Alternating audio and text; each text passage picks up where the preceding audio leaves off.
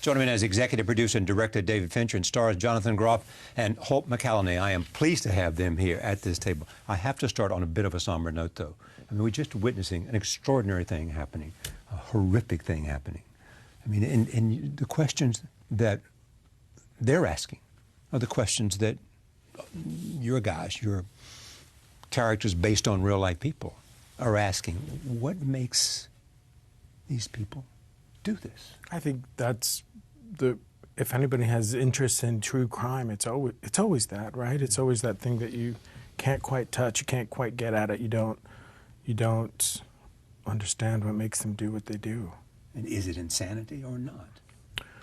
Well, I mean, there's obviously a huge argument against an insanity plea when somebody has plotted so carefully not to be caught. You know, they certainly the difference in right and wrong. Of course, you have to know the difference of sanity. Exactly. So, I mean, it's always if somebody has gone through the motions and fantasized for long enough, they've worked out all the problems. So, is there an insanity defense there? Probably not. Just based on what you two characters know, what questions would you be asking if you were in Las Vegas? If these two guys, the characters you play, were in Las Vegas? You can't talk to him. He shot himself. Nobody lives to be in their 60s and suddenly wakes up one day and decides to commit mass murder without any kind of warning signs, without any previous criminal behavior of any kind. So I would be trying to figure out what were the things that led him to that point that he did that. Which brings me to sort of the subject. What was it that your character, the approach, I don't want to say empathy, but what was the approach that made you say, what's this guy doing? Where's he coming from? Yeah, it's You're the young agent who believes there's a better way of trying to figure this out. I think on the show, we're trying to see if we can fake empathy in order to understand the impossible to understand. And I think along the way, we glean information, and the show takes place in the late 70s when all of this information and the idea of even doing this was very new. And they acquire systems of labeling and compartmentalizing the different kinds of killers. But I think ultimately, part of the reason people are so fascinated with serial killers endlessly is because you can ask as many questions as you want to, and I don't know if we'll ever get an answer. And nor do you know whether they even know. Right. Yeah. You, sir. I'm apologizing in advance. What is it about you? Maybe we should be talking about you.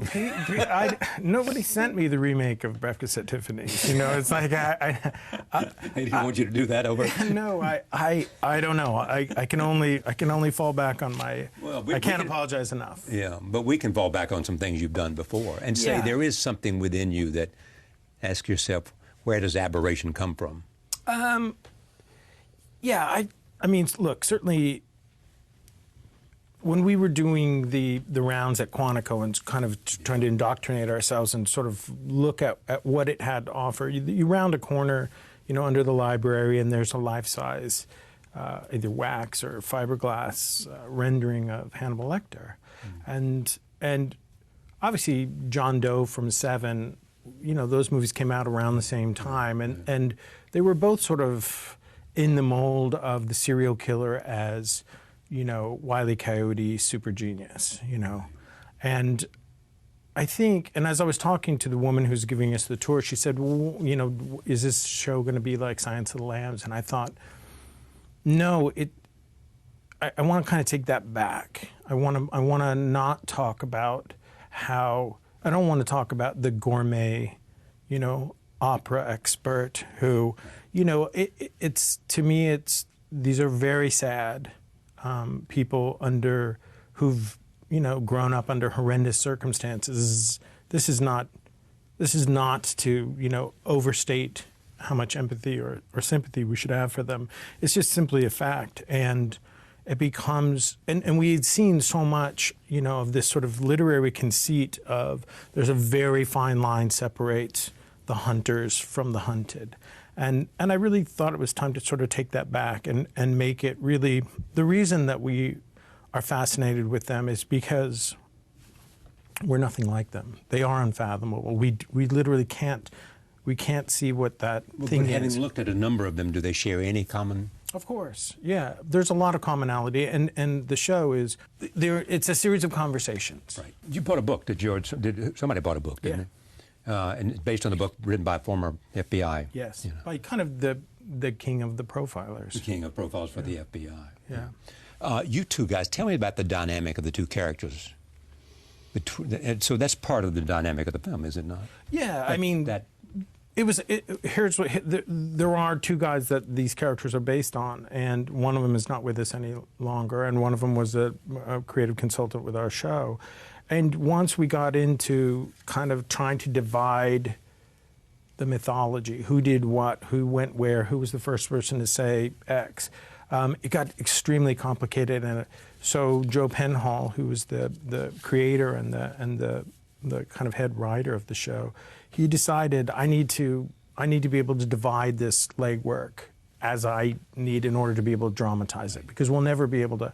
And so he was the one who said, I'm going to call this guy this, and I'm going to call this other guy, and then I'm going to make a crazy quilt of whichever sort of behavioral impetus I need.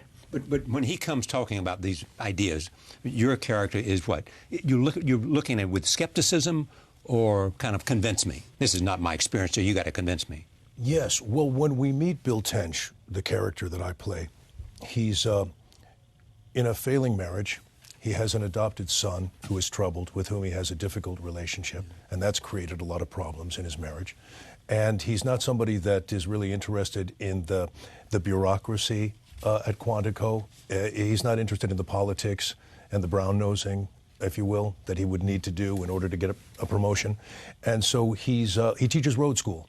He travels around the country, and he teaches the latest FBI investigative techniques to local cops. And in a sense, he's running away. I think of him as kind of floundering. He's almost kind of forgotten why it was so important that he be an FBI agent. And what happens when Holden, Jonathan's character, comes into my life is that, you know, his youth and his passion and his enthusiasm and his intelligence really kind of revitalize me in a sense and make me remember what it was that I loved about being. Yes, sir. Right. And what is it that you have, other than youth and enthusiasm? I mean, is it a new idea? What has made you different? I think that one of the things that's interesting about the show is when you meet Holden in the first episode, he's a little lost. The very first scene in the show, he's in a hostage negotiation situation, and a guy shoots himself in the face. And he goes to the FBI and he says, I did everything by the book, and somebody died, and I'm really confused, and perhaps we're going about this in the wrong way. And I think it's sort of symbolic of Hoover was running the FBI up until the early 70s, and there was this sort of black and white vision of what crime was. It's like, go get the bad guys, and then we've succeeded. And the era of the 70s was coming into the FBI a little bit, and Holden meets this girl who's getting her PhD and studying sociology. And so he gets his mind kind of blown and has this sort of existential crisis and is looking for purpose and meaning and a better way to run his work at the FBI, and gets stuck with this guy teaching behavioral science at road school all over the country, and through a strange set of circumstances finds himself sitting across the room from Ed Kemper, who we now know as a serial killer. Here's a scene. If you want to, that is. I mean, we don't have to talk about anything at all if you don't want to. Why are you so tense? You're tense right now. No, I'm not tense. Now, hold that thought and take a look at this. This is Holt's character talking to Jonathan about the same inquiry. Here it is. Well, it's been a process. Okay, look, there's no doubt whatever happened in there was a profound experience for you. But I need you to understand that whatever you think, there is a distinct possibility that he's manipulating you.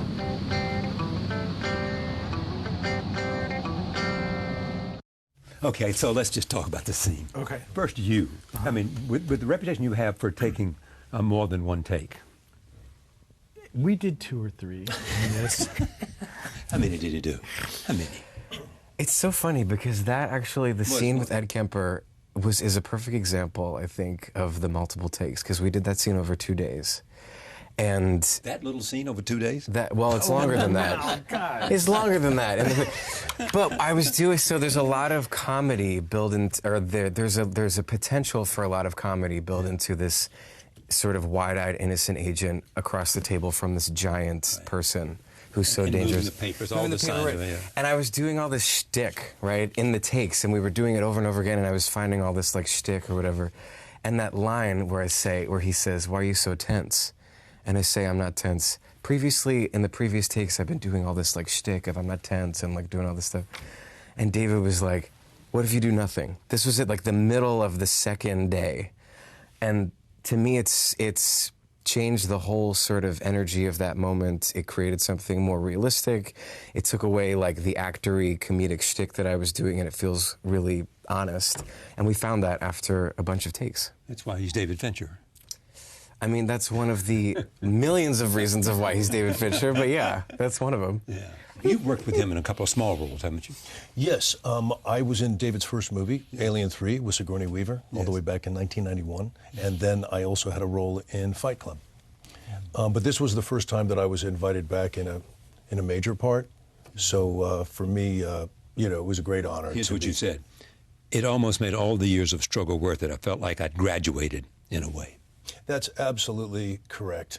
And I've said this before in interviews, for me to have the privilege of playing a character, Bill Tench is a very interesting character, and one of the wonderful things about television, Charlie, is that you get to explore a character in much greater detail than you would in a 2-hour movie or a 3-hour play. You just have more time, you have more real estate, you can find yourself in many different circumstances. And that's a really important thing, and because we had cast Jonathan, and it was incredibly important to me that I don't have the wet blanket, that I don't have the guy who's just going, pshaw, I'm not interested in this, or I'm done.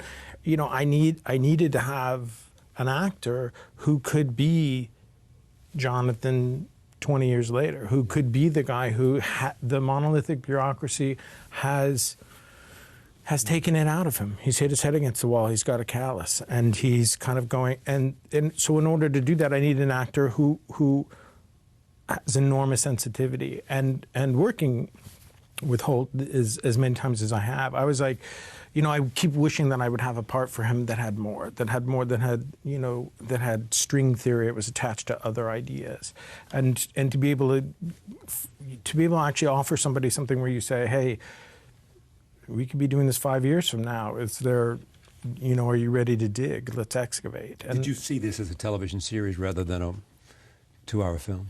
Oh, yeah. I mean, I learned my lesson with Zodiac. What lesson did you learn from Zodiac? You can ask a lot of an audience, but, 2 hours and 45 minutes and no closure is probably, yes, get a babysitter, yes, find parking, yes, wait in line, sit and have, people with their phones on in your peripheral vision and concentrate for 2 hours and 45 minutes is asking a lot. That's asking a lot. Yeah. Yeah. So, but I also think that this is, it's conversations, conversations. And we love conversations, don't we? Of course. And I'm actually, I'm eternally, it's very difficult when you're an executive producer. You have to find other directors because you literally can't direct the whole thing. 10 hours is just, it's too much. There's too many. So in finding the other directors that we found, there are certain people when you give them an 11-page scene that takes place at a table not unlike this, and say, well, there's this movement in the first 2 pages, and then there's this pivot, and then it moves over. You know, well, can't I crash something? Can't somebody jump through the window? Can we have They some? don't trust conversation. No, it's terrifying. Yeah. The guys that we found, interestingly enough, come, you know, some from documentaries, and another one was a writer who had worked on the show Borgen, and had made a film about a hijacking that had some of the most riveting scenes in it that were just people talking into a speakerphone. You know, when I created this program, I said our conceit is that we believe that people love conversation. Yeah. And that they'll want to see it if it's real, engaging, passionate, you know, that they'll be drawn to it. And you don't need a fancy set, you don't need anything. You just need 2 people or more that are engaged by. There are acts and movements in the way that people move their agenda and try to understand and look for clarification. There are and that stuff can be as interesting as people running through the street showing their badges cars and or whatever they have to do. Yeah. Did you want him because he was so great as King George III? Is that why you wanted him? I hadn't seen that. No, you know, it's funny. You hadn't seen that. I met Jonathan on when we were casting The Social Network, and he came in and he was amazing and riveting, and it was for Sean Parker. Yeah. And I thought the one thing that Jonathan doesn't have access to that I have to have is that he has to have a little venality. And this is a guy who has, you can't even fake it. You know, it's just like he's you just. You couldn't put him as a venal character. He just has no. I mean, there was a little bit of the oily salesman that just a tiny bit, you know. And the thing in Sean Parker. Yeah, I just need. I mean, not that this is no offense to Sean Parker, and I apologize, but because I've not met Sean Parker, but the character I needed somebody who could work a room and kind of seat 2 people in proximity and know he was going to make 10%. You know, I say this often, but I think part of what makes a great performance is, at some level, you know, you shoot a 14-hour day, you shoot 6 days a week. At some point, people are going to be exhausted. People are going to be, and there has to be an inherent thing in the actor that you can't beat out of them with a tire iron, that you know is always going to be, it's always underneath that surface. You know, curiosity, decency, you know, and with Holden, you know, I think people mistakenly think of it as earnestness, but what it is it's a hunger to be better. It's a hunger to understand, and you know, Jonathan naturally has that. He's a great student. It's great to meet you. Thank you so much, Charlie. Great to have you here. Nice to meet you. Great to see you again, John. Pleasure. As well, sir. Oh, it's good. Congratulations. Thank you.